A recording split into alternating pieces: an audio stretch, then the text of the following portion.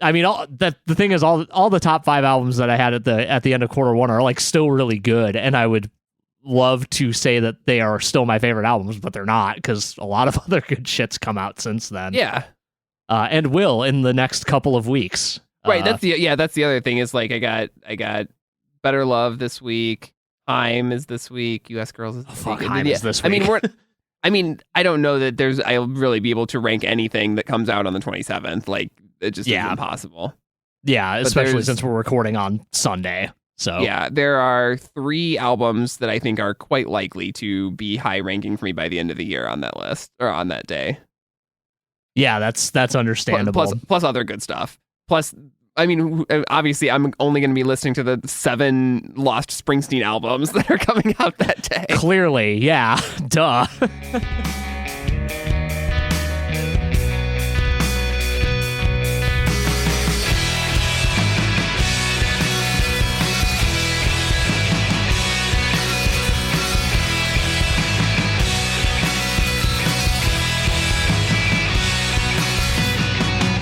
Welcome to Noise Floor, a podcast about music through the lens of our favorite artist discographies. I'm Troy Sennett. And I'm Matt Kistler. And today we are wrapping up our My Chemical Romance series with an episode on Conventional Weapons, the collection of singles released in 2012 and 2013. This was the album that was supposed to have happened between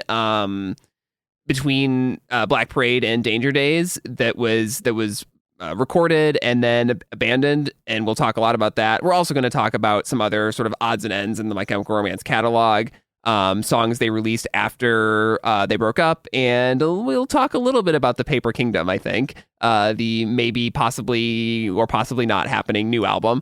But first we're going to do Conventional Weapons. This album was recorded with Brendan O'Brien, who is a kind of a big like rock producer guy. I think is kind of how I would describe him. In 2009 as the follow-up to the Black Parade. And the idea with this was that they were going to make an album, like a straight ahead rock and roll album with no concept, no characters. And it was just going to be sort of the polar opposite of the Black Parade. Matt, do you think that was a good idea? That's a great question, Troy. I think as an exercise, yeah. I like career-wise, maybe not. But I don't know. I think we're gonna talk about this a lot more kind of holistically as we talk about kind of the end of the band's career. I mean, just kind of reading about the response to Danger Days, and how mild it was compared to the Black Parade, and you know, this kind of by proxy as the precursor to it in many ways. Like it's so strange to talk about this album at this point, even though we both collectively decided that we should talk about this album at this point. But yeah, I don't know. It's a little hard for me to say one way or another, because like I have really kind of grown to love most of these songs. Especially like kind of comparing them against Danger Days and kind of seeing the kind of, for lack of a better way of putting it, Bridget forms between the Black Parade and Danger Days. Because like at their core, like MCR has always kind of been a bunch of punk kids who also just happen to have these very theatrical tendencies. And it is very interesting that they sort of decided to strip away one side of that. I would argue that they didn't get all the way there because they can't. That's not how it works for them. But like as far as like thinking about the energy of how these songs go, like I think they accomplished the goal of doing something more stripped back. Like the arrangements on these are pretty like guitar, bass, vocals, drums, with the exception of an occasional like organ in the background on a couple of songs here. And I think for the most part, like these songs really work. Now, if they'd put these songs out in 2009, in 2000, I guess it would have been 2010 when they would have actually put them out. Do I think it would have been very successful? I kind of doubt it. I don't know. What do you think? It's really hard to separate these songs now from like the weight of the expectations that I have for My Chemical Romance record, and I think to say that it is hard to do that now is to say that it would be impossible in 2010, like, or 2009 or whatever. Like, Yeah. I don't think that there's any way that that like this collection of songs feels substantial or is like feels exciting to someone who like was obsessed with the Black Parade. And that's not to say these are bad songs. I like a lot of them. I just think that there's and I don't know. It's like, I'm sure, you know, as an artist, like, you want to be able to make left turns. You want to be able to skirt expectations. You want to be able to do something unexpected and something different. And I just don't know that they, I think it would have been, I mean, arguably Danger Days kind of killed them anyway. But I think this would have killed them faster. And maybe, I don't know, maybe I'm wrong, because they always talk about like, you can't let your fans tell you when your time is up, but like, you know, you can only decide that. And maybe this would have been more true to them, but obviously they felt like it wasn't working when they were recording it. So I don't know. Who am I to say? Yeah, and I mean, I think that's the most interesting part about it to me, is that they write these songs, they effectively kind of do what they want, and they kind of end up being unsatisfied with the result. And I think that like part of that is probably that maybe the will to do something different and the artistic desire to subvert expectations, which is something we've talked about many, many, many times on this podcast, was, you know, needed to be satisfied to some degree. But it does feel interesting that like ultimately what ended up happening was they recorded these songs and they went, this isn't up to snuff, and then they went and made a huge record like Danger Days, right. Which in many ways sounds a lot like this record, just way more blown out and with a lot more sheen on it. Yeah, well, they talk about how like the lack of a concept led to a lack of vision, and I guess to me that says that like the stripping back in and of itself is not enough for them. Like, what motivates every My Chemical Romance album is this grandiose vision of like an alternative personality, an alternative like setting, a different way to a different way to place your anxieties and your fears in like a different world sometimes, and as a way to process them. And like, I think that reading right after the band like officially broke up, Gerard did this long like Twitter thread where he listened to every My Chemical Romance song and like said a little bit about it. And so many of the songs on this, he's just like, this is a song about being in the band. This is a song about being famous. This is a song about My Chemical Romance as an entity. And it's like, to me, I don't want to say that's like a creative dead end, but I mean, there's a great interview with Dan from the Wonder Years talking about how like he felt like when the Wonder Years were writing like their second and third records, he's like, I can't just write songs about, like, I want to write about my life, but I can't just write songs about being on tour because nobody wants to listen to that. And I wonder if some of the like the dissatisfaction they were feeling with Conventional Weapons, it was that there was just too much of their own experience, the band experience in these songs. I think that's fair, because that was the thing I noticed. Like, even not even necessarily taking in, you know, Gerard's kind of brief analysis of these songs, but like the second I saw him say, "Man, I was really pissed about being famous at this point," I was like, "Yeah, man, it's in the text, like for real." Yep. And I get that. Like it's you know. That is part of what put all this expectation on them. It is, you know, a thing that does not necessarily motivate them as artists, but allows them to be in this situation where they can kind of do whatever they want and deal with the consequences later, which is interesting to me. But yeah, I think to your point, like the thing that this really does lack is kind of a unifying vision beyond. These are some songs about like what we're dealing with right now. And like it does, I think, get the kind of heightened My Chemical Romance wrapping around that experience, and I think that's why these songs by and large work. But it's, since it's not, I don't want to say a grand concept, but like there's no kind of central focus, I feel like it just kind of ends up feeling disjointed. And obviously part of that is because some of these songs got ported over to Danger Days, and like there was a version of this album that had, let's see, it was Save Yourself, I'll Hold Them Back, Party Poison.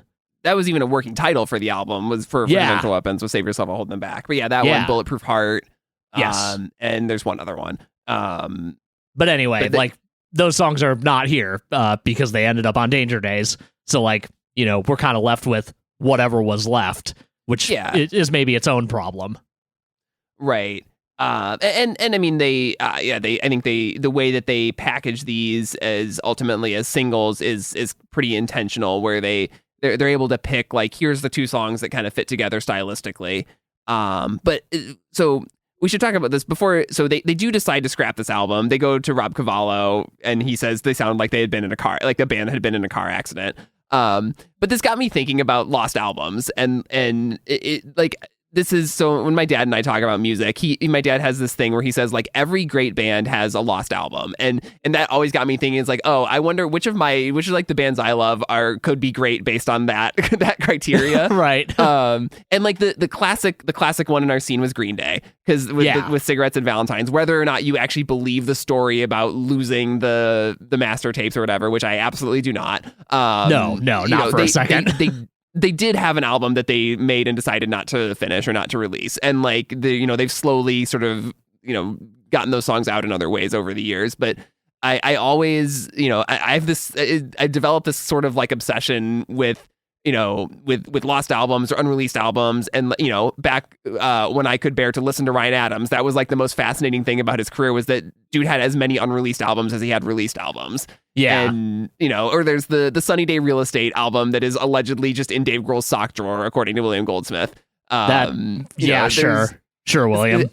Is that something you like are into, or do you have specific ones that you desperately want to hear someday? It's something that I'm into. I don't think I seek out information about it as much as some people do, as will be evidenced by the fact that I knew next to nothing about the Paper Kingdom before I read about it in the past week. And like part of that is because I'm the kind of person who just kind of wants to hear the album if it exists, and if the band wants it to be out there. Like, if the Paper Kingdom leaked tomorrow, I would listen to it. Yes, absolutely. Even if the band was like, oh my God, please don't. Well, maybe not if the band said, please don't listen to this. But like, if it was out there, I still would. Like, if it's out there, it's out there. Like, there's if it's out there, it's out there. But you can't put the toothpaste back in the tube with that stuff. Totally. But like, if in the case of the Paper Kingdom, like we'll talk more about it later. Like, there's one song and then some like 4-second clips.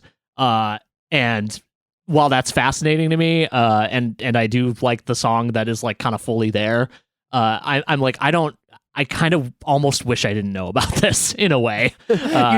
Just enough to make you excited and exactly sad that it's not all out there. Yeah. Watching all of this speculation around the marketing for the upcoming tour being, oh no, they're finally doing it, which after reading about it, I'm so not convinced that they will ever. I'm in fact fully convinced they will never release this album after reading about what led up to it. But that's not important. What's important is Conventional Weapons, an album I did not know existed until they started releasing these singles, and I frankly don't know how much I listened to them when they came out. I do know that when I switched DSPs, the first thing I did was make a playlist of all these songs so I could just listen to them as an album. Because I like them that much now. So you answered the question I was going to ask you, which is like, was Conventional Weapons a lost album that you were interested in or knew about or were like waiting for? And like, when this came out, was it shocking or exciting, or were you just out on an MCR at that point and didn't care that much? I was more or less out. I might have had like an inkling of like some information about it, but like I wasn't. I was frequenting music forums less in like the late 2000s than I was in the like early mid 2000s, as like I as the AP message board kind of died, and then like I was on like ancillary ones made by other people on that message board, and they weren't talking a lot about My Chemical Romance. And I was in college and busy trying to be cool, listening to indie music, stuff like that. We've already kind of touched on all this, but yeah, I was not very aware of this until I think after most of them had been released.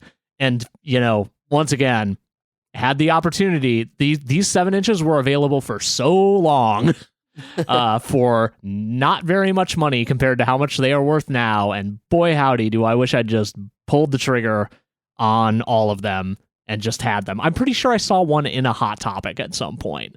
Like, I don't know what was wrong with me in the early 2010s where I wasn't like, man, I really loved this band for a long time. Maybe I should just collect their stuff because it's not that financially burdensome to do it right now. And now I'm looking at box sets being like $1,500 to $2,000 for a bunch of 7-inches that I will never put on my turntable. Yeah, no, I also wish I had been. I mean, I was collecting vinyl at that point, but I was kind of in my,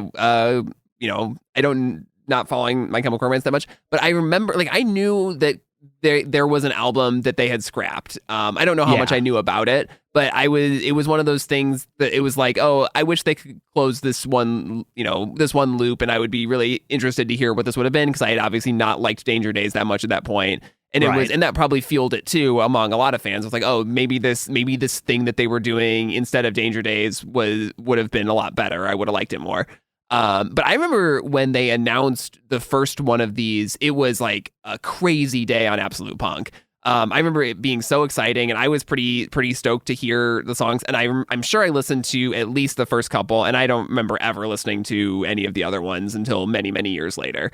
So as excited as I was for like a lost album to finally get out there, apparently I didn't follow through with actually, caring about the songs. Yeah. I mean, it happens, but like, yeah, I don't know. I think the fact that they released it the way they did probably did fuel that a little bit. Cause it was not presented as an album. It was presented as a series of 5 singles that were part of an album. Yeah, well, and it was done that way so that it wouldn't be considered as an album or held to the same standards as their other work, which we are considering as an album and ranking it among the rest of their work. So yeah, I thought about that a little bit. Listen, it is songs that were recorded at a specific time that are at least loosely tied together, and all have I don't know. You know what? I stand by our decision. I agree. I just think it's funny. The other thing we should note is that this is Bob Breyer's final recorded work as the drummer of My Chemical Romance. I don't remember the circumstances under which he leaves the band, but it is, he does not record on Danger Days. Yeah. I think that's because he's really, of the studio albums, he's only on Black Parade, and I think it's just notable that he is on these songs. Yes.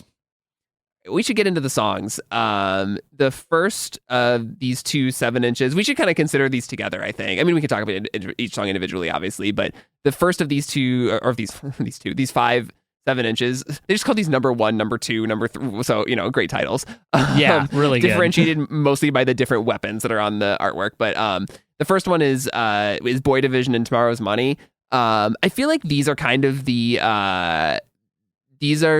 like, the faster, more relentless, heavier pair of the bunch of these songs, particularly Boy Division. I think it makes a lot of sense that this was the first thing they released from this project. Yeah, definitely. And I know Boy Division is still a pretty solid staple of their. I mean, maybe not on this tour, but on the reunion tour, they were playing Boy Division quite a bit. Which makes sense. Like I think that song is super, super fun. And goes some odd places even for them, honestly.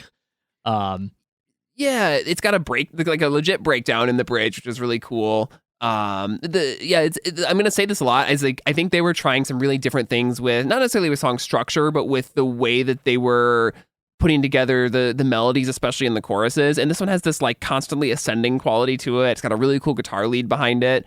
It does feel like they were experimenting even within their their sort of punk roots.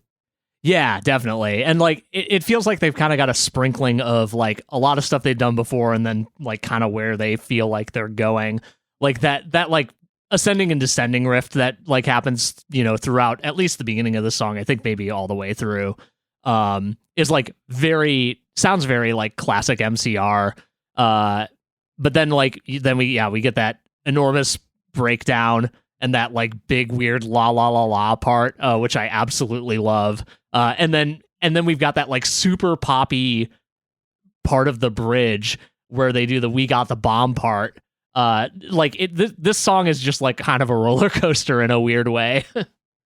Yeah, and it's I don't know. I think it's a good I don't know. Like basically what I said. It's a good showcase of sort of what might have been, and it wasn't like they were off doing some crazy experiment. This was, there were songs from this era that just sound like My Chemical Romance, very recognizably.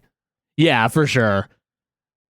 And then there's Tomorrow's Money, which is I think where they start doing some really different stuff. The mix in this song has the vocals so low. Yes. That which is, I mean, obviously a choice because they kind of come up later.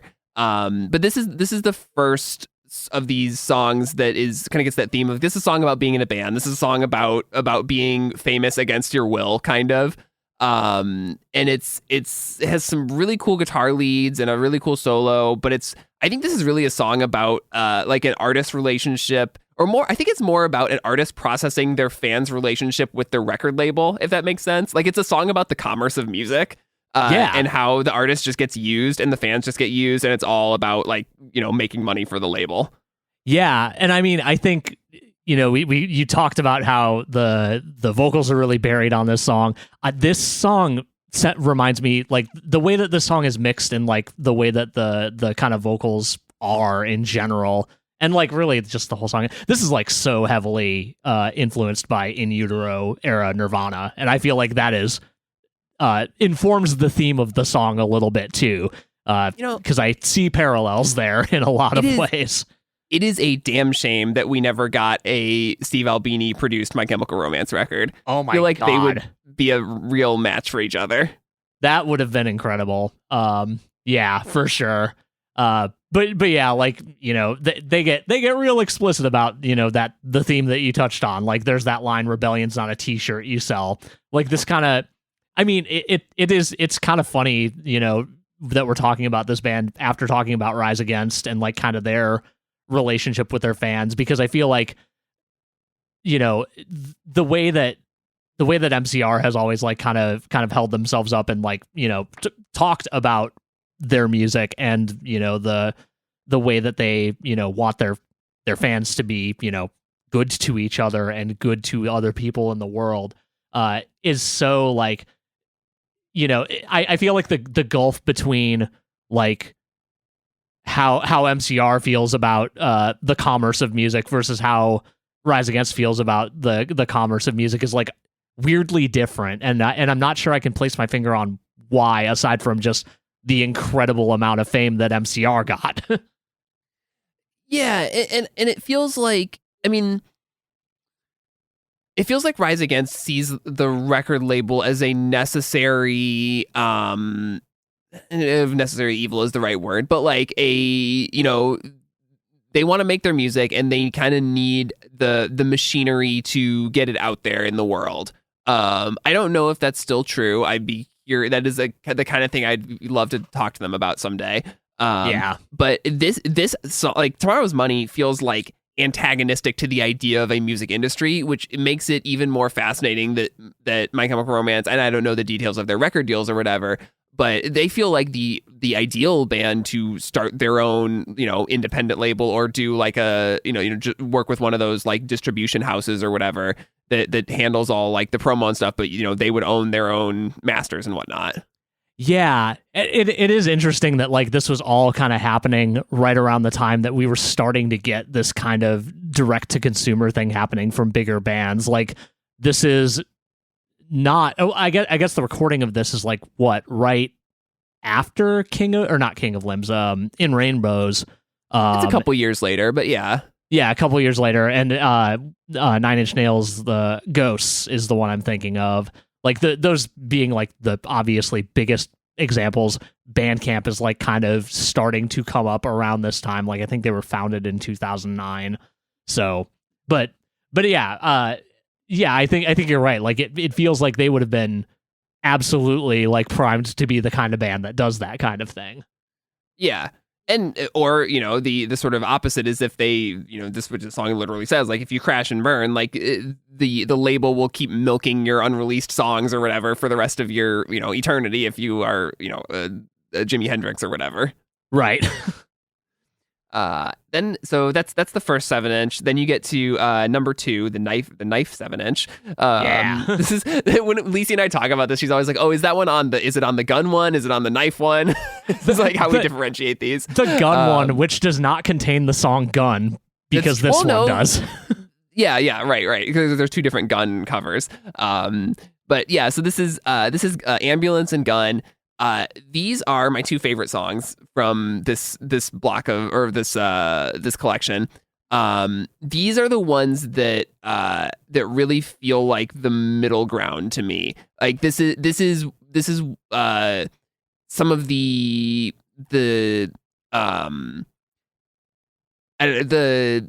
this feels like some of the musicality of Black Parade, the theatricality, but this is where the power pop leanings of Danger Days come in, I think. Especially on Ambulance, a song that Gerard has said is quote, for the fans. Yeah. And this is like a kind of a perfect My Chemical Romance pop song, in my opinion. Yeah, it definitely is. Like, I mean, right out the gate, you get that like enormous vocal harmony on the O's.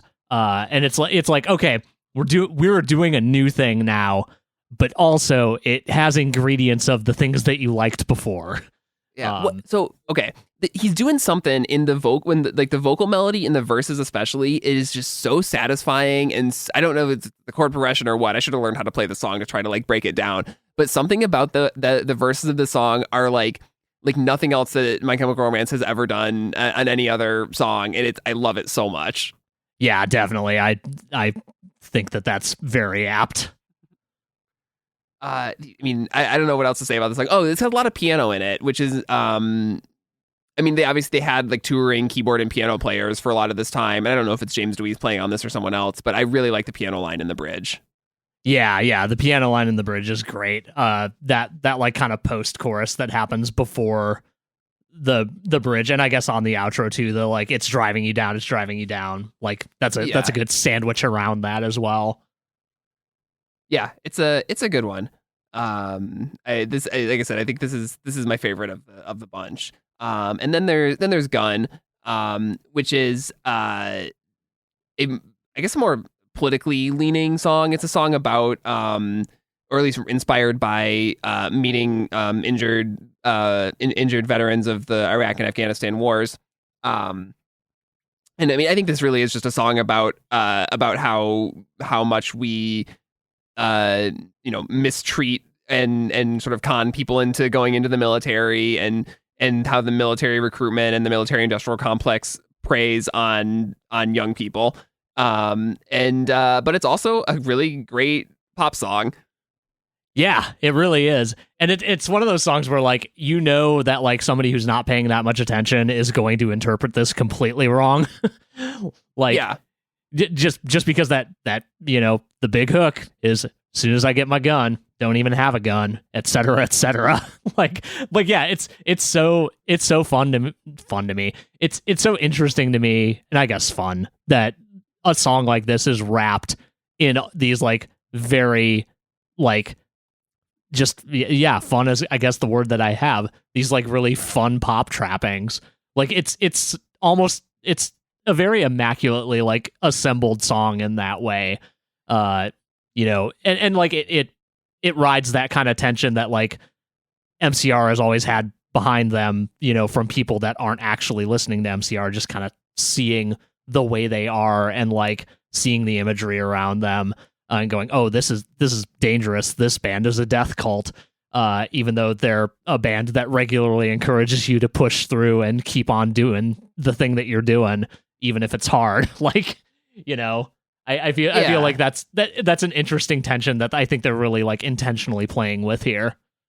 Yeah, I definitely agree, and I think that there's an element of like this is where you can hear like, what if we made a throwback punk album, and this is the kind of song that would fit perfectly on that. And yeah, I mean that tension is all over like classic punk too, where the songs are fast and fun and you mosh to them, but like there's a lot of like pointed commentary in them.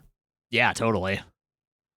Next up is into the third 7-inch, which is this is the other gun one. The other gun. This is The World Is Ugly. And Light Behind Your Eyes are on this one. These are kind of, I guess, the two power ballads that they pair up on this one. Yeah. I think The World Is Ugly this one really feels like a lot of the ideas or the tones and the structures they would go for on Danger Days are in this one. Yeah, definitely. We've got that like really ethereal intro that we get on. What is the song after? Whatever. It happens on Danger Days too. Yeah. But yeah, there's some wild stuff going on The World Is Ugly specifically. Like there's that really weird pitch shifted and distorted background vocal that I think is kind of really cool, but like also not a thing they do anywhere else. Also, I do just want to take a moment to recognize that it's very fun that we have The World Is Ugly, but you're beautiful to me. Shout outs Blink 182, I guess. I was like, what is that lyric from? And yeah, I guess that is kind of what it's from. What song is that? Not Going Off to College. Is it Going Off to College? Something like, yeah, I think it is. I think it is that one. It's an ugly place, but you're so beautiful. Yeah, okay. Yeah, that one. I was this whole time I was like, I know this is not like an original Gerard Way idea. Some people have said this before, and yeah, that's okay. I'm glad you identified that. Yeah, I mean they've toured together or at least played shows together. No, they did the Honda Civic tour together. They totally toured together. So it's not surprising that like he would go, yeah, you know what, I'm gonna use that a little bit. I mean, he says that it's like his favorite sentiment in the world is this idea that like that one person can be a beacon of light to you in a depressing, ugly world. Like it's a very My Chemical Romance idea. Definitely, yeah. And I think it's kind of funny that like the non-Danger Days song that this reminds me of the most, at least in terms of like kind of the cadence of the like guitars and bass, like the pitched instruments, I guess. Kind of reminds me of I Don't Love You a little bit, but just like completely opposite sentiment, which I think is kind of fun. It's power ballad mode MCR. Yeah, I think that's right on. And then the next one is Light Behind Your Eyes, which is an ode to Gerard's daughter, Bandit. Great, I love the name Bandit. I think that's awesome. Such a good name. And I think this is a really sweet song. Just again, one of those like, don't let them take the light behind your eyes is such a My Chemical Romance idea. It just is the kind of thing that it's a simple turn of phrase that is very empowering, against the darkness of the world. Yeah. This is not something that they haven't touched on before, but like I think it's really well put here. Like I like it a lot. And they talk about the Pink Floyd influence on the song, a lot of piano, cello, atmospheric elements going on. This is like probably the most different from any other album of theirs, I think. Like this would certainly not fit anywhere else. Yeah, definitely. And like as a result, like it's a huge standout on this collection of songs, I think. Yeah. After that is the number 4, which is the axes, the axes, whatever they are. This is the to me this is the Stooges one. This is where Gerard's like, maybe this album should have just like sounded like a Stooges record. This has Kiss the Ring and Make Room. Kiss the Ring actually even has a little bit of like Southern rock in it, which I know we have like disparaged bands we like doing Southern rock stuff on the Rise Against series, but I think this is done really well. It's more Every Time I Die than Pantera, which is good. So the touch point I put on here is that this reminds me of Queens of the Stone Age a lot, like early Queens of the Stone Age. Oh, well then, I mean, that's the Brendan O'Brien touch then, because he produced like every Queens of the Stone Age record. Exactly, yeah. I do find it interesting on this song that like where the bridge comes in, I would have expected a huge guitar solo on a song like this, but we don't really get one. We get more. We get a very different bridge and like a little bit of guitar noodling, but like it feels like this song almost had a big guitar solo, and then they just like either consciously or not decided not to do that. Yeah. Oh, sorry. I should before the production nerds come for me. I was mixing up Queens of the Stone Age with Stone Temple Pilots. Brendan O'Brien produced all the Stone Temple Pilot stuff. He did not produce any Queens of the Stone Age, or maybe he did, but certainly nothing significant.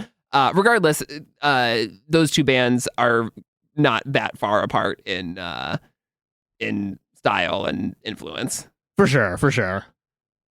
But yeah, and I think that this is another like another song that is about the music industry, about being in a band. And I don't know, I don't want to say that I think this is like a tired theme on these songs, but I can see where they might feel like there's just not enough stuff going on to feel like a My Chemical Romance record.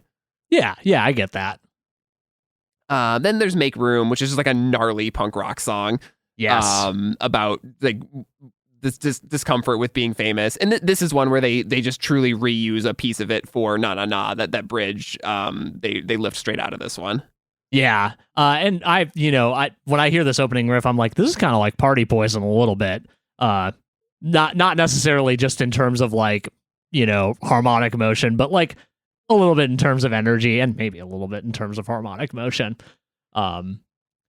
I do like the Stooges comparison is obviously apt, but the vocal cadence on the way that some of these lines are delivered reminds me a lot of Sharp Dressed Man by ZZ Top, which I assume is also very intentional. But yeah, I feel like they're probably ZZ Top fans. Yeah. But yeah, go ahead. Oh, I was gonna say that I think the like, the bit that they lifted for the for Na Na Na is cool. It's just they repeat it a lot at the end of the song, and I would cut that down a little bit, and I'm sure they would have if this was like something they were finishing. Yeah, definitely. I have a feeling that this song got kind of left the way it was because they, I think this could have maybe been edited, even like, reflecting on the fact that this was reused in Na Na Na. But it's fine. I think they probably just wanted to be like, nope, we're leaving it the way it is, presenting it to the world as it was back in 2009. Yeah, it's the one song that feels again, maybe unfinished is wrong, but just like it could use another editing pass. Yeah. And then there's the number 5 7-inch, the Grenade one, that has, I think, two songs that feel like they were both written to be closers for an album, Surrender the Night and Burn Bright. Surrender the Night is kind of somewhere between like power ballad My Chemical Romance and something like Helena. Yes. Gerard describes this as something that he thinks Jeff Rickley of Thursday would write. And he does parenthetically say self-compliment because, yeah, of course. Yeah. I mean, yeah, it makes sense. The funny comp that I hear in the song is that the lead guitar part in the chorus is just like lifted straight out of a Brand New song. As much as I don't want to cite Brand New, I cannot listen to this without hearing the quiet things that no one ever knows. I wondered why that sounded familiar, and now it makes sense. That's what it is. I mean, I think this is like a pretty good song. It's it feels like not quite at the level of the other My Chemical Romance songs that it reminds me of, which is the problem with it. Yeah, that's fair. I really like this one, but I totally get that, and I think that the vibe I kind of caught from this, even before I saw that Gerard was like, yeah, this kind of has a Helena vibe. I was like, oh yeah, this sounds like the bridge between Three Cheers and the Black Parade that I didn't know I needed. I can see that. It's very odd to get that on this album, given the approach that they were taking, but it's definitely there. But yeah, when I read the Jeff Rickley thing. I was like, I wonder like if he's referring to something in particular, but you see a line or a set of lines like sparks against the railing, distant phantoms wailing, through the windshield sailing with these airbags failing. I'm like, yeah, okay, yep, that's that's a Jeff Rickley one. Probably no accident that is my favorite bit of the song, and that little bridge there. I think the thing that Droid's doing vocally there, along with the lyrics, is really good. Yeah, definitely. I don't get it twisted. This song I really, really, really like. But yeah, to your point, it feels like a closer, and then we also get another closer after that. Yeah, and Burn Bright is, I mean, I think appropriately placed. Like, if you just put these in a playlist in the order they were released, like, you know, Boy Division's a great opener, and Burn Bright, I think, is a great closer. Yet again, like, a song is about the band and about being in the band and about the experience of, like, basically being catapulted to fame and not quite knowing how to handle it, but also, knowing that this is like the thing you're supposed to, like, you feel like you're put on this earth to do. Yeah. Yeah. And I like that, kind of to the theme of this album, we got this kind of like Iggy Pop vocal affect going on, right out the gate here. I do a couple of like non-lyrical things that I like here. The round here lick is somewhere in this song, like buried in the mix, and it really jumped at me the last time I listened to it. Wait, like the Counting Crows song? Yes. Oh, I didn't hear that. I gotta go listen for that. I'll try and pluck it out and tell you where it is. But the other thing that I like that really stood out to me about this song, just beyond the fact that it kind of works really well as a closer, is there's that like little nylon string guitar moment in the bridge, and like that's just a nice little arrangement thing that I like a lot as a like kind of a throwback to the very first song that we ever got from them, which was that, rendition of Romance. Oh yeah, that's a good point. Maybe a little bit of full circle there. Yeah. That feels like the kind of thing you would do if you knew that like a song was going to be like your last song as a band. Obviously they didn't at this point. But that stuff is fun to think about. Yeah, for sure. So that's all of the conventional weapons proper. This stuff all comes out between, what is it? February or October 2012, February 2013. And Yes. Then by March of 2013, the band has officially broken up. Because that's when Gerard releases this sort of letter essay on the end of the band. Did you read through that? I did, yeah. It got to me a little bit. I'm not gonna lie. Yeah, like, I think that, as an artist, I think he understands his art very well, and he understands the band's place in the world and what they mean to people, extremely well. Probably more than a lot of other artists. Yeah. And I mean, I just, the couple of things he says in there, like the things that made us great were the things that were going to end us, which I think is, just kind of inevitable in a band like that is so much about the processing of emotions on such a large scale. Like there's, and I feel like there's no avoiding that at some point. Yeah, definitely.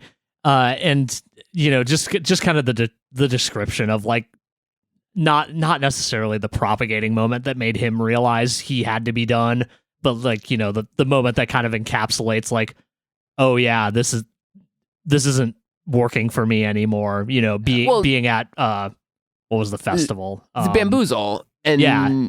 And same feeling like, oh, I feel like I'm acting for the first time. Yeah.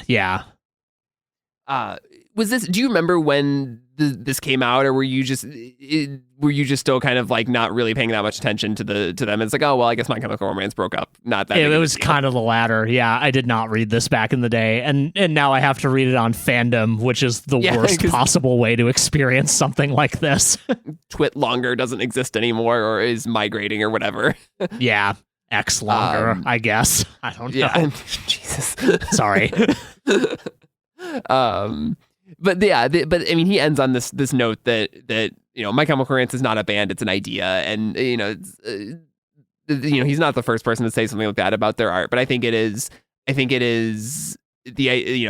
the band lived on in the minds of the people who love them is it's poignant and potent, and it makes a lot of sense for the kind of devoted fandom that they've built. Yeah, definitely. And then there's Fake Your Death, which is Yeah. so the 2014 question mark. Yeah. But so 2014, their label, probably more than them, they released a greatest hits collection called May Death Never Stop You.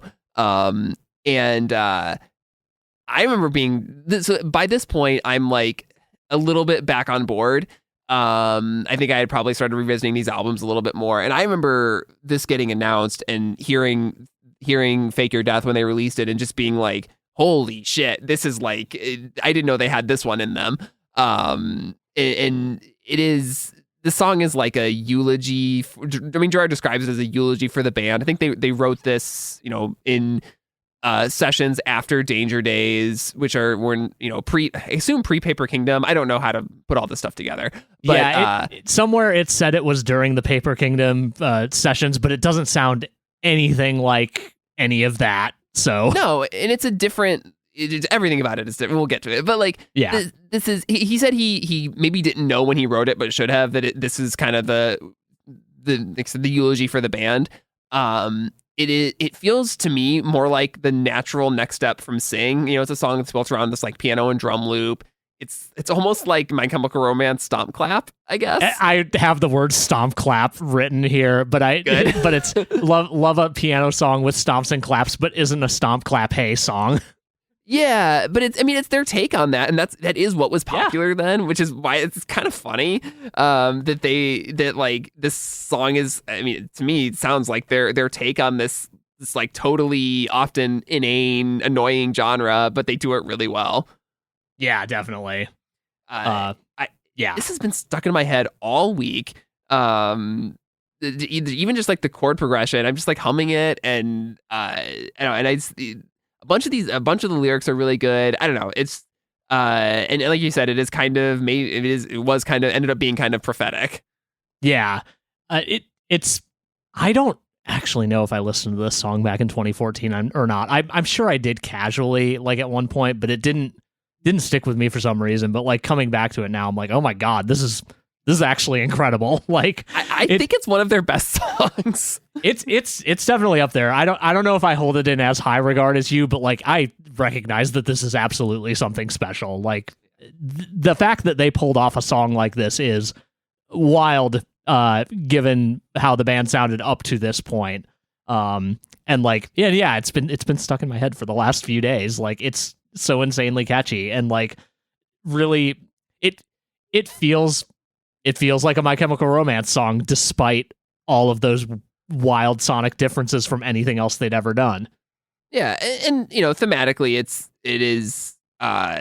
hits on a lot of what they're writing about on conventional weapons. I think this idea that like that even just this idea that when they're on stage and you can just look at all that pain, you can read that as like looking out at the crowd, and everyone brings their hurt and their pain to the show to sort of have it be salved by these songs a little bit. Yeah. And what does it mean to walk away from that? I don't know. I think it's a great song. Yeah, it is. It's genuinely an incredible song. Like there's almost not more to say about it than that. Like, go listen to this song if you haven't listened to it already. Come on. Yeah. So I think let's skip the Paper Kingdom for a second. Let's fast forward 6-ish years, or 7 years, 8 years, however long it is. My Chemical Romance announces their reunion, and right before the tour, finally, after much COVID delay happens, they release the Foundations of Decay in May of 2022. Completely surprise released at like 6 p.m. on like a random Thursday or something. I was like eating dinner and happened to pull up my phone. And I was like, what the fuck? There's a new My Chemical Romance song. Troy. Talk about this. This is like your jam, so talk about it. No, it's so funny to me that you remember where you were when you found out, because I remember where I was when I found out too. I had to look up which show we were going to because it was less memorable than finding out there was a new My Chemical Romance song, which sucks because I really love this artist. Amanda Lee and I were going to see Juliana Barwick at Lincoln Hall, and I I don't know what I checked at a stoplight because I was driving. Don't do this, kids. But like I saw, I think maybe it must have been a title notification. Like I think I just got like MCR, the Foundations of Decay, listen now, and I was like, hey, I know we're going to dinner before the show.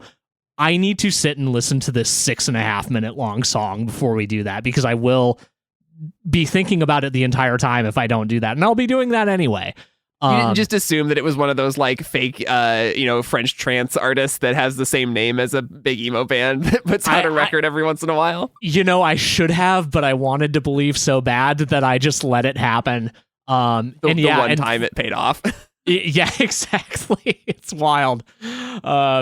But yeah, I was like, here, we're near the restaurant. Like you don't have to sit here and listen to this, but I'm going to sit here and listen to this. And I was floored. I love this song so much. It feels like a kind of like complete retrospective on the band in terms of like kind of everything, like lyrically, vocally. It's got some new elements to it that like the band, like it's got that like kind of weird noise intro that's like not quite the stuff they were doing on Danger Days and Conventional Weapons, in those like kind of more ambient or electronic intros. I think the most telling thing about this song for me is that it is 6.5 minutes long and it does not feel like it in the slightest, to me at least. Yep. I know Agreed. Some members of certain bands that we're in think this song is boring, and I will never forgive Jeffrey for that. Sorry, Jeffrey, you're wrong. No, I agree. I think it flies by. It's got two like kind of pretty distinct sections. That are the second half of the song is built on this like massive breakdown. But I think you're right that it is. It feels retrospective. It feels like a song about confronting the legacy of the band. But and part of the reason that I wanted to structure our podcast series like this is that I think that like, so much of Conventional Weapons is straight from Gerard's mouth about the experience of the band. And I think Fake Your Death is a eulogy for the band, and Foundations of Decay is quite obviously like sort of retelling the story of the band. It almost feels like you joke about like the gritty remake of a TV series or a movie right. or whatever, but that is kind of what this is for the band, because it's like it literally is like referencing the 9/11, that's the origin story of the band, but it's telling it in this like almost like this grimy, grungy version of the band that they've never really played with before. Yeah, but then it's also got these like the kind of the more pop sensibilities like kind of seep in certain places. Like we've got these like genuinely like kind of pretty vocal passages. And like honestly, I think some of the best lyric writing that this band has ever done. Like I mean, obviously, if you say "Fix Your Heart," I'm going to immediately think of Twin Peaks. But like, I was gonna ask if it's just because of that. it's partly because of that. But I think the couplet itself is really great. You must fix your heart, and you must build an altar where it swells. Come on, yeah, it's that's good candy stuff for a person like me. But yeah, like, and then you've got this massive breakdown. Where we get this what's the first line? Oh yeah, you look stressed out, and then you get all those like gnarly vocals in that breakdown before the bridge, which you then get again at the end with the "Get Up, Coward," which is like such a cool way to end the song. Yeah. Has any band from this scene, or really ever, like come back this confidently, if like with a song that's this like both feels like it is embracing everything they've been before and also pointing in a new direction for them at the same time? Like it's doing everything, and it's doing it with such again such confidence. I can't think of another band that I feel like has done something like a reunion song or album quite at that level. No, I can only think of bands where I'm like, oh yeah, this is pretty good. Like this was like I feel weird talking about this song in such high regard, because it is just like one single song, and obviously I want an album. Everybody does, but like it just feels so singular in that way. Like I don't think I've ever had that experience before aside from this song. I guess I did talk about on this podcast that the two new songs that Mineral released in a few years ago were kind of like that for me. Okay. Okay. There's that. Actually, back up a second. Thursday. Oh, you know what? Yeah, I think Thursday is. I don't know that Thursday is quite on, like, in terms of my emotional response to it. I don't think Application was that way for me, but I've grown to love that song a lot. White Bikes was definitely that way for me, though. Yeah, that's a good call about Thursday. I don't know. I love the Braid Reunion record, but that feels like on a smaller really scale good. than this. Yeah. Yeah. There's some out there, but this, I don't know. This really, I think you're right about Thursday, but yeah, this really struck me as like a,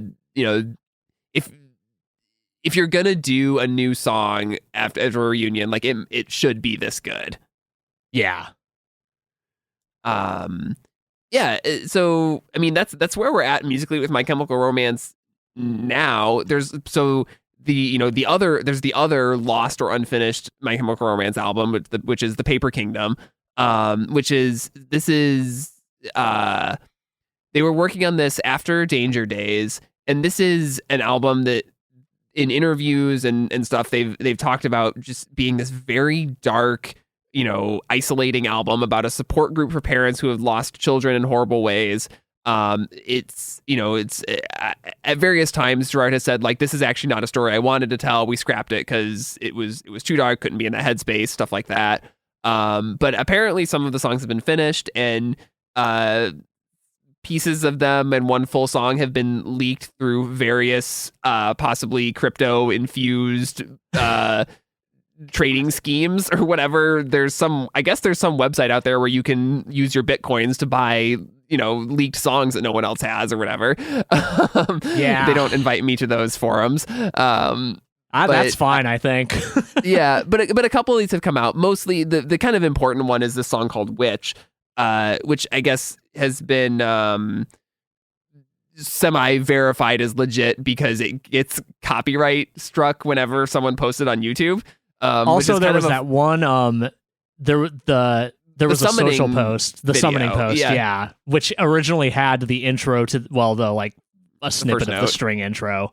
Or I guess orchestral intro. It's like there's brass in there too. But I mean, this is like this song is is cool because it's very symphonic more than really any of their other stuff. It feels like a different sonic palette, a different era of a band than Danger Days. Yeah. What do you think of it? I like Witch a lot. I can barely say anything about the other leaks because they were like there's 4-second 3 clips. Seconds. Yeah. But yeah, so this one's tough because like I reading through kind of the background on this record and like kind of realizing how it was like, once again, it was a response to what had come before it, in that like Danger Days comes out, it's not a flop, but like the response from people who liked the Black Parade is, let's say, tepid. And it feels so weird to like, we've talked so much about this or on this episode about like MCR like kind of wanting to maintain artistic integrity, to whatever degree they can, and do what they want to do. This sounds, at least for Gerard, so much not like what he wanted to do at all. It was like kind of a like, well, I guess we got to go back to the dark well that the girl from The Ring comes out of. Like, which it's. I feel like a lot of bands like end up in this place at some point where they're like, okay, well, I guess we got to do one like that sounds like the thing people want from us. And like, I think Witch is pretty spectacular on the front of like, yes, it does remind me of, I guess, older MCR, but it also feels really like they're approaching it from a fresh angle. And like, if you're in a situation where this isn't the story you want to tell, I totally understand why they shelved it. Cause like, that's not a place that, well, I guess at the time that they were writing this album, Gerard's like, yeah, this is like the darkest place I've been in since,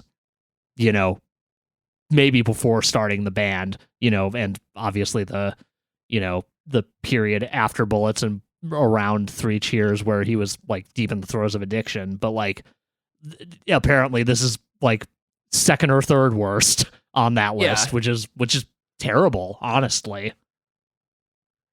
Yeah, I mean, and like, if this is stuff that they ever officially release, I'll be very excited about it. But I'm kind of with you. What you said earlier, like, I don't think this album as it stands is ever gonna come out. I think if we get more My Chemical Romance, it'll be, building on what they did on Foundations of Decay, which by all accounts is something they put together when they were rehearsing for the reunion tour. Yeah, and like. I think like it kind of speaks to my attitude towards this record, that like when people started talking about the Foundation's demos being alongside this stuff in that like weird crypto trading nonsense, I was almost disappointed when it was like kind of speculated that this was from around that time, but that was like quickly debunked. Because there were just a bunch of demos of Foundations, and they sound like demos, so like whatever. But I was like, yeah, no, like what I don't want scrapped album from 2013. I want 2020 X MCR. I mean, I want both is the thing. Like, okay, yeah, I do want both a little bit. Like I always say, just like if I want prolific artists to just put all their stuff out there at some point, because I think it's fun to listen to. But I more want, like you said, the new thing. Yeah, I would prefer the new thing over just getting the old thing. But like, frankly, if on July 11th is the first show of this tour, if they drop the Paper Kingdom that day, I'm not going to be sad. Yeah, I'll be quite excited. In fact, yeah, we'll have to do an emergency podcast. God, that would be so wild. I'm manifesting it. I'm manifesting literally anything coming out of the first day of this tour. That said, I'm also deeply afraid. I think there will be a new song. I'm also deeply afraid to simultaneously be in a place where I'm like, I need to know what they're playing, and also not wanting to know what they're playing at all for almost 2 months before I see them at the end of August. Well, like, at least if the last tour is any indication, they'll change it up every night. Totally, yeah. It's going to be, parts of it will be unpredictable for sure. Yeah. Well, we should rank the discography since we are here at the end of it. Yeah, I guess. You want to go first? You want me to go first? Yeah, I picked this band. I should go first. Okay. All right. So, at number 5, in a band where we're speculating about MCR5, I've got this one, Conventional Weapons. I like these songs a lot more than I think many people do, but like, as an album, it doesn't quite stand on its own. It really does feel like a collection of songs, which is effectively what it is. It's the thing I find myself coming back to the least. But like, I don't want that to like make it sound like it's bad. It's just my 5th favorite MCR album that we've talked about on this podcast. Number 4, this is where I start to feel really weird. I think number 4 is Bullets. I brought you my bullets, you brought me your love. I love that album. It is incredibly formative to me in a way that not very many albums are. Obviously produced by Jeff Rickley, which is a great tie-in for me back in 2004 when I'm hearing this band for the first time. But just kind of a sign of things to come. Like this band only improved from there. So great start. Number 4 on my list of 5 albums, still excellent. Number 3, kind of surprising to me, Danger Days. I've come around on this album so hard. And I really, I kind of wanted to start just giving superlatives to these albums so I didn't feel bad about the ranking. And this one was going to get most improved. But like, really, I think that warrants a spot higher on the list, because like some of the songs on that record are some of their best songs. Now, number 2, Don't Hate Me, Please Everybody. Number 2 is The Black Parade, a perfect album that I love deeply. But it's not an album that changed my life like Three Cheers for Sweet Revenge is. And I kind of feel like I still need to honor its place in my heart in that way. But like in reality, this is like a 2-way tie for number 1. If that's a cop out, sorry, but I am am solidly saying that 3 Cheers for Sweet Revenge, number 1 Matt Kistler MCR album. What do you got, Troy? All right, so I also have Conventional Weapons at number 5. It feels unfair to rank this with the rest of the discography because it is, canonically not an album officially, but it's, we're talking about it, so it is. Yeah. But it's 5. But I like when this band is high concept. Obviously, as you'll see in my ranking. 4, I have I Brought You My Bullets. Even though Early Sunsets over Monroeville is number 1 in my heart. Yes. You're right. They're just not as developed on that record yet. And I just like where they go after that. Danger Days, number 3, 3 Cheers, number 2, Black Parade, number 1. I mean, we've said a lot about all these albums already. And that's pretty easily how it shakes out for me, ranking wise. Yeah, that was kind of how I figured this was going to go. But yeah, I mean, they're like we said before, they really never made anything less than a 7 out of 10 or 8 out of 10 or whatever. Like these are all great. Yeah, no, like every one of these albums, maybe. So I don't tend to like try to rank bands that I love. But when I talk about my favorite bands, MCR is up there, Thursday is up there. Like really, they kind of just swap places every once in a while. Most of the time, if I have to like name a favorite. So I mean, that's how I feel about the Weaker Thans and the Wonder Years. So I get it. Exactly. But yeah, I don't know. I'm glad we did this series. It was a pleasure to really like dig deep on this discography in a way that I haven't done in like obviously I've listened to most of these albums a lot of times, but I feel like kind of having a dedicated time to like sit down and listen to these albums 3-4 times it did good for my soul, honestly.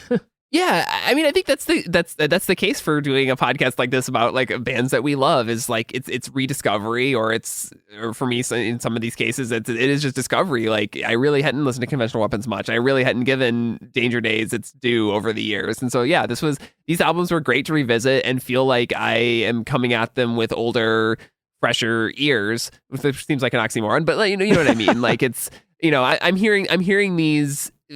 Maybe more how they were intended to be heard outside of the context of like I'm a young fan who wants more 3 Cheers or more Black Parade or whatever. Yeah, for sure. Got a little more perspective on life and on the careers of bands like this. It's fun.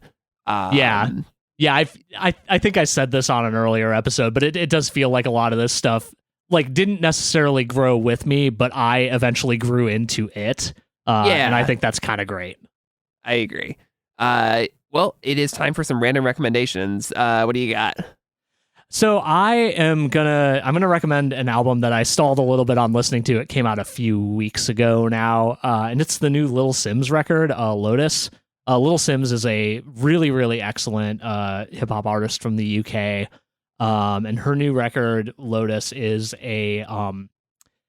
it's no exception in a like kind of growing catalog of just really, really solid records that have these really cool like kind of experimental moments and like just kind of she's an artist who's like kind of like constantly reinventing herself a little bit, but also has this very distinct sound.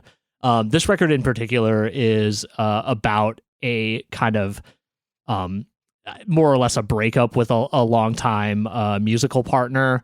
I forget the name of the person, but I know they're a member of the group Salt. And like it's such an interesting listen, like coming at it with that context. Like on its own, it's great, but kind of having that personal weight behind it gives it a little extra context to dig into. But yeah, new Little Simz record. I would recommend any of her records, but like this one's really, really good. Cool. I got to check that out. I do not know that name, but I will. I am going to recommend an album that did not come out a few weeks ago, an album that came out 10 years ago on this very day, 10 years ago as we're recording this. That would be Me Without You's album Pale Horses. Me Without You is a band that we will cover in depth on this podcast one day, I promise, especially to you toads. But yeah, I mean, this is they were a a Tooth and Nail Records band, but they were a band that kind of didn't fit in anywhere. They sounded like no other band out there, just this sort of mix of post-hardcore and 90s emo a little bit, but with, Aaron Weiss, the vocalist Aaron Weiss has this very distinctive singular yell, talk, sing thing he would do, with just the most immersive, literate, philosophical lyrics of any writer out there, really. And Pale Horses is my favorite album of theirs, an album that is like epic in its scale. It's an album that is sort of about like a lot of end of days stuff, both biblically and in the modern world, and is, I don't know, just I think just musically, lyrically, their finest work. And this is an album that I think everyone should listen to. Definitely a band that is often imitated and never. I don't think anybody who is trying to rip off Me Without You has not quite gotten to the point that they got, which, is usually how it works. But like, it's especially apparent with them. Yeah, no one will ever have the same like alchemy of elements that they have. Yeah. It's good. We will be back next week doing a bit of a mid-year review episode, counting down our favorite albums of the year so far. Because we like to make lists and talk about stuff that is a little bit different from our usual deep dive. And then after that, we will start our next series on the Hotel a short series, but 3 really, really awesome albums that I think we're gonna have a lot of fun talking about. Yeah, I'm really excited for this one. I haven't visited the first album very much compared to Home and Goodness, but I'm excited to dive in. Yeah, it's really great. I'll have a lot to say about those. Unsurprisingly, one of my favorite bands. But yeah, until then, visit us on the internet at noisefloorpodcast.com or at noisefloorpod on Instagram, and we will see you next week. See you next week.